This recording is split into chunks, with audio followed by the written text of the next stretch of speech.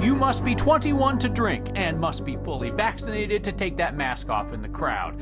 Businesses see freedom in Colorado's new rules if they can figure out how to make them work. For all of the attention on a recent fatal bear attack, wildlife officers know the more likely danger to us is elsewhere in the outdoors. She faced all the pressures of senior year and a cancer diagnosis. I wouldn't allow myself to think that I wasn't going to make it. Now she's poised to be her high school's valedictorian from a hospital. The science behind the soothing rain today and how close we came to a snowstorm. And all good things must come to an end. A word about the Fireside Studio and what's next. Colorado's not going to a vaccine passport where you have to flash proof that you got your shots to be able to go here or there, but you may be asked a lot about your vaccination status a lot more soon, now that the state is saying that people can go maskless indoors in public so long as 80% of the people in the room are vaccinated. It's left up to businesses and other places to figure out that number. Steve Steger looks at some plans. Working out in a mask and sucking that mask in when your heart is beating has been in and of itself a mental and physical battle. That battle is waged right here at DUALITY in Denver. Anyone who wants a workout must wear a mask. But the new state order from Governor Polis gives owner Jen Sevcik some hope. Elation is the gut instinct. The new order says people can go without a mask inside if 80% of people inside can prove they're vaccinated. How on earth do you make that happen? That's what Sevcik is trying to figure out. Initial thoughts are that we will be sending out a survey to all of our clientele. Obviously, all their personal information, have they been vaccinated, and a space to upload a copy of that vaccination card. It seems like every minute it's changing. The new rules mean a different kind of planning for Michelle Venter. Sending out a mass email to all of the RSVP guests and saying, hey, if you're vaccinated, feel free to bring your card. Michelle owns Urban Events Colorado, a wedding planning business. She's already done a few weddings with masks, which she admits is hard on brides and grooms. When you're around family and friends, it seems a little weird and awkward, but people have been resilient about it. Both Venter and Sevcik say they aren't sure how they're going to execute this. How do you ask someone for their vaccination status? We're anxiously awaiting any more guidance. But despite that, they both say this just feels good. We've been in it for a while now, so people are expecting, kind of the worst, and I think this is a step in the right direction, in the positive direction. So here's a wrinkle in this. This is just a state order. There are a lot of municipalities that have local orders that are more restrictive that would supersede this. We talked to some county health departments in the area. A lot of them say that they're talking about what to do next, though we did hear from Denver, and Denver said its mask order will remain in place as it is until the end of May. Kyle. You wonder, though, Steve, if this might just be one more way that folks who are on the fence get some subtle encouragement to get vaccinated. Maybe you don't have an older relative that you're doing it for if you feel relatively healthy and safe, but maybe you would do it for your favorite business down the street. Yeah, we've talked a lot about vaccine hesitancy lately, but, if it means doing something that you love and going into a gym, say, to work out, that's not necessarily something that I love. It's something that other people love. But if it's something that they love and want to do, maybe that might give them the nudge to go get a vaccine. Some honesty there from Steve Staker. Thank you. Hey, a third of Coloradans are now vaccinated. That's a milestone for us. 1.9 million people, all set, and almost 700,000 of our neighbors are halfway there. Our COVID hospitalizations seem to have plateaued, though at a relatively high level. 631 patients, up half a dozen patients from the day before, up 24 patients from this time last week. But we're no longer climbing at that rate that caused hospitalizations to about double in April. Fatal bear attacks in Colorado are really rare. The apparent killing of a woman near Durango on Friday would be just the fourth in more than 60 years. 39-year-old woman was out walking with her dogs at the time. Female bear and 2 younger cubs were found nearby and euthanized. Wildlife investigators are still not certain that the bears killed that woman, but some evidence in their stomach suggests that that's what happened. It is not bears or mountain lions that pose the most common danger to Coloradans. There have been 3 known fatal bear attacks in Colorado since 1960. You had one in 1971 in Grand County, 1993 in Fremont County, and 2009 in Ouray County. And there have been 3 fatal mountain lion attacks recorded since 1990. 1991 in Clear Creek County, 97 Grand County, 1999 in Larimer County. You might wonder about coyotes as well. Colorado Parks and Wildlife says they don't know of a single human death involving coyotes, which tend to go after people's pets. You know, elk will sometimes take after people, especially if we humans get too close during breeding season, but they are not the danger. CPW says it's moose. CPW said moose are far and away Colorado's most dangerous animals because unlike a bear or a mountain lion or an elk, moose are not scared of us. They expect us to get out of their way. Remember last year we showed you a video of a moose going after somebody's car? CPW tells us that the last moose-related death in Colorado was 2006 near Grand Lake. Fact is, the most common deadly interactions that people have with wildlife in Colorado come when somebody's behind the wheel of a car. 13 people have died in crashes involving wild animals in our state over the last 4 years. Heads up, Arvada, your city council meets tonight. So does the Parker Town Council. Clear Creek Commissioners, you guys meet tomorrow. Littleton, your school board meets on the 2nd and 4th Tuesdays. The detailed doings of every local board don't usually make the statewide nightly news, but there are some talented and dedicated journalists doing that super local coverage. And today, they became the headline. Here's Marshall Zellinger. We cover school boards, we cover city governments, we do the story on your next door neighbor. From Brighton to Highland Ranch, Fort Lupton to Golden. We're at about 330,000 people a month between online and print. Jerry and Ann Healy in Colorado Community Media have had papers delivered to metro area homes and mailboxes for decades. We're so micro-local that it really makes us different than any other form of media in the metro area. Where else do you get a front page headline to drop off unwanted items at the Erie landfill or the announcement of the 2 newest Parker council members? We provide that watchdog service for government accountability. Well, they did. Jerry and Ann are retiring and just sold their 24 local publications. Lately, the next part of this story would be to explain what a hedge fund is and why an investment company just bought a bunch of newspapers. You know, we're not out-of-town owners coming in to, clean shop and lay people off. Larry Rickman is not an investor. He and a handful of other journalists left the Denver Post 3 years ago and started the Colorado Sun. You know, I know there were a lot of people out there who didn't think we would make it 1 year, much less than 3 years. Now it's the Colorado Sun and local journalists investing in more local journalism. The Colorado sun shines even on the cloudiest, rainiest days. We're mission-based, and our mission is keeping local news in local hands. Elizabeth Hansen Shapiro is the CEO of the National Trust for Local News, a nonprofit that helped finance the loan so that the Elbert County News and Clear Creek Current can stay local. More viewers like you, more readers like you, more listeners like you are going to have to step up and really work to support their news organizations in different ways so that we can maintain local ownership and maintain local control.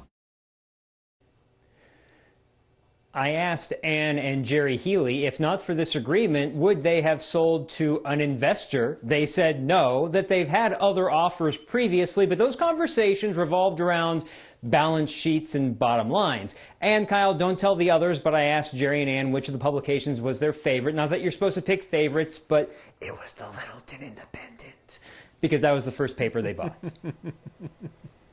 You know, Marshall, the work that these small papers do is so important because we physically don't have the staff. The big newspapers and TV stations don't have the staff to go to every single little meeting in every single city, and often they may be the only critical ear there listening to hold government accountable. Full disclosure, we'll sometimes know about something because we've seen it in those local publications, and I joke that if you work for one of those places, you should send us an invoice from time to time for the story idea. Well, good to see they're in good hands. Thank you, Marshall. When you go by the inclusive playground that's being built at the Stanley Marketplace in Aurora, and it should be done this summer, keep your eye out for a brick that's engraved "Next Viewers." because you raised nearly $70,000 in the last week to help finish that accessible playground, a place where kids and families of all abilities can go and play together. The text that I got from the founder of the nonprofit Lou Bird's Light Foundation, when she saw the totals, simply said, "Crazy, crazy." Could not believe how many of you were willing to chip in to help them with their final bit of funding. And she texted again today to write, "This has been a blessing beyond belief." I tell these nonprofits every week that you all are amazing, that you all come through every single time, and every week you astound another small nonprofit in our state with your generosity. Together you have raised $3.7 million in 10 months' time. I'll be back with the next idea on Wednesday. Senior year and a battle with cancer. Now she could become her school's valedictorian. A minor mix-up and a slight inconvenience reminds a next viewer, reminds all of us about what really matters. At the beginning of the pandemic, I was told I could go home, but I couldn't stay here. A quick note about closing time for the Fireside Studio. Next.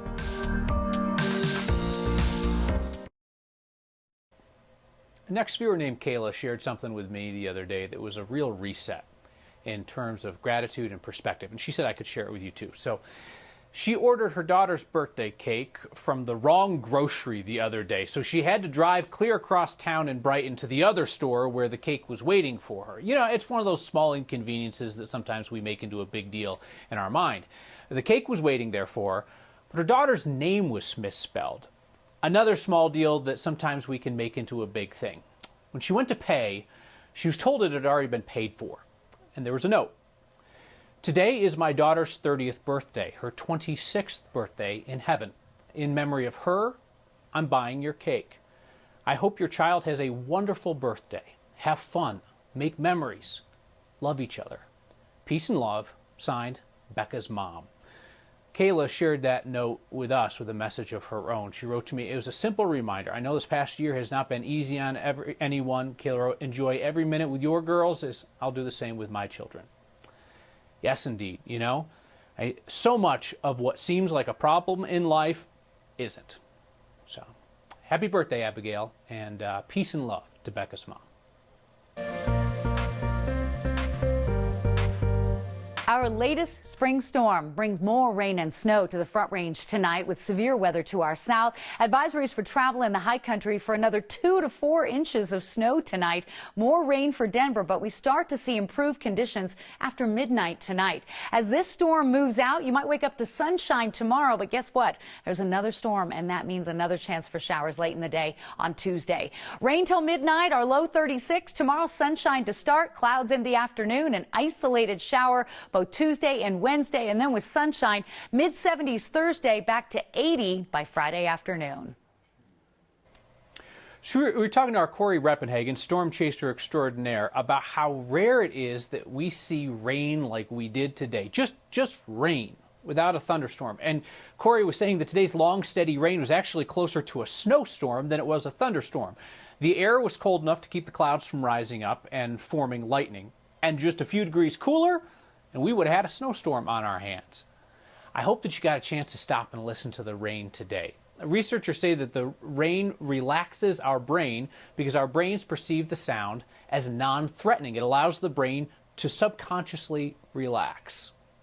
In case you didn't have the chance to go outside and listen to the rain today, enjoy the next 30 seconds.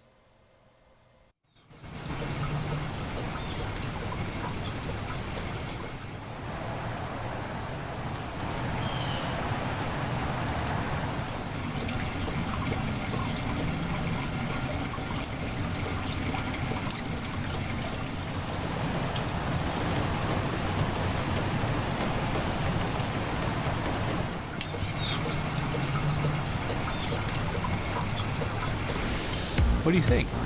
Did that do the trick? Did it calm your mind? Some of you have said that you find the fireplace and the wood circle soothing. Well, sorry, but it's about time we said goodbye to this setup. But first, we'll meet a very determined teenager facing leukemia, a bone marrow transplant, months away from home in the hospital. Yet Kristen was determined to stay at the top of her class. Even Dr. Bob, he was there telling me, he's like, you don't have to be number one with everything you're going through. And I pretty much told him, watch me, I will. A kid with no quit in her. Next.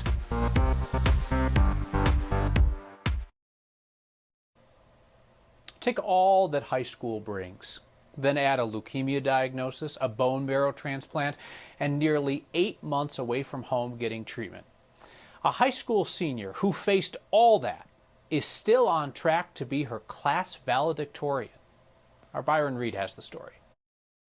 Ever since her freshman year of high school, I guess it just shows how badly I wanted it. Kristen Tiefertiller has been motivated to graduate first in her class. So far, I'm still valedictorian. It's just been something I've wanted, and I couldn't tell you why I wanted it. She's a senior at Holly High School in Southeast Colorado and getting ready to graduate in a couple of weeks.